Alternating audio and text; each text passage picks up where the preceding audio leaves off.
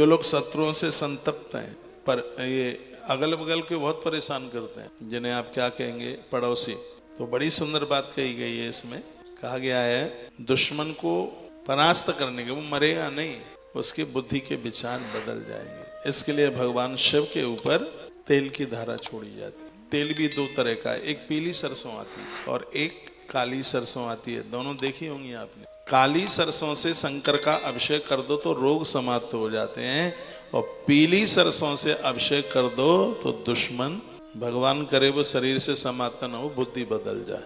ये सब चीजें बगलामुखी माँ का पीताम्बरा का जप होता है, हल्दी की माला के ऊपर दुश्मन परास्त हो जाता है। जब कोई बहुत ज्यादा उत्पात करता है तब लोगों को एक कदम उठाने, नहीं तो जरूरत नहीं पड़ती। आप भी किसी न किसी के पड़ोसी हैं। मेरी प्रार्थना है कभी किसी के लिए बुरा नहीं कर। ये तो कथाओं में लिखा है इसलिए मैंने बोल दिया है। तो साथ ही मैं ये बोल रहा हूँ कि भगवान को बस ये कहना कि प्रभु मेरे पड़ोसी की बुद्धि बदल जाए। इसके लिए मैं पीली सरसों का तेल आपके ऊपर चढ़ा रहा हूँ या चढ़ा रही हूँ।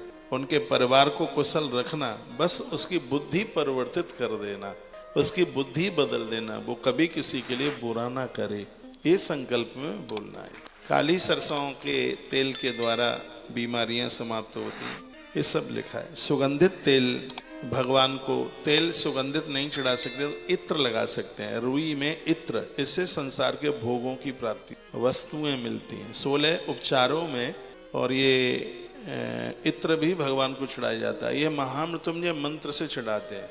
इत्र को रुई में लगा करके और भगवान को समर्पित किया जाता है। इससे वस्तुएं मिल जाती हैं, चीजों का अभाव नहीं होता। वासनैव तेलेन भोग वृद्धिम प्रजायते।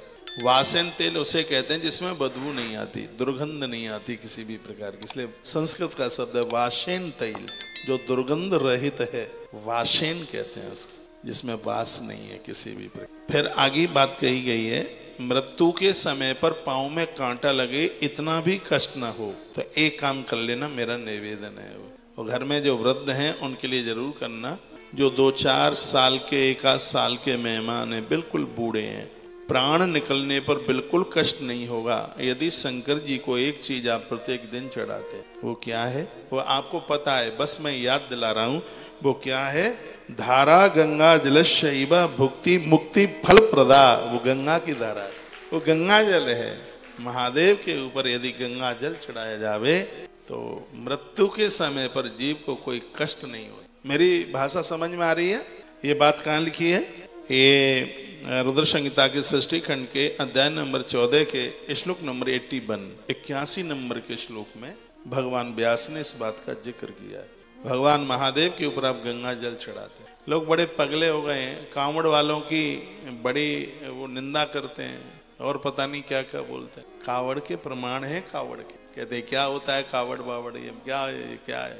अब उनके तो बस का काम नहीं है कि वो पैदल चल रहे। तो हाँ, कावड़ में संयम, कावड़ में सदाचार, ये चीजें, उल्टा पुल्टा डांस नहीं हो, उल्टा पुल्टा मटकना ना हो, ये सब चीजें ना सात्विक भाव से कावड़ चढ़ाई जाती है। तो ये गंगाजल चढ़ाया जाता है। देखो वैद्यनाथ भगवान के दरबार में 120 किलोमीटर में लाइन लगती है, पंक्ति लगती है। भगवान परशुराम ने कावड़ चढ़ाई है, परशुराम भगवान ने कावड़ चढ़ाई, श्रवण कुमार ने कावड़ चढ़ाई, बहुत कावड़ों के प्रमाण, रावण ने भी कावड़ चढ़ाई है, बताते हैं। तो गंगाजल की बड़ी महिमा है। धारा गंगा जलशैव भुक्ति मुक्ति फल प्रदा।